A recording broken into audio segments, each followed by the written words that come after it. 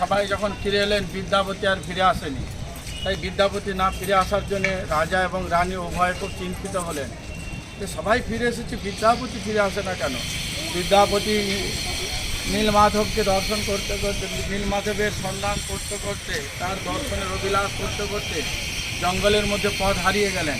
পথ হারিয়ে এখানে ওখানে ঘুরতে ঘুরতে ঘুরতে ঘুরতে হঠাৎ সবররাজের কন্যা ললিতার সাথে তার প্রথম সাক্ষাৎ হয়েছে জঙ্গলের মধ্যে। আর ললিতার সাথে যখন সাক্ষাৎ হয়েছেন, বিদ্যাপতি তৃষ্ণার্তে কাতর হয়ে, জল পিপাসা হয়ে ললিতার কাছে জল পান করার জন্যে আবেদন করলেন। তাই ললিতা একটি কুঞ্জার মধ্যে জল এনে যখন বিদ্যাপতিকে সেবা দিয়েছে, সে বিদ্যাপতি ললিতার সেবায় খুব সন্তুষ্ট হয়ে তাকে পত্নী রূপে অর্থাৎ স্ত্রী রূপে মর্যাদা দিয়ে বিবাহ করার মনস্থ করলেন। আর সেটাই সবররাজ বিদ্যাবসু তিনি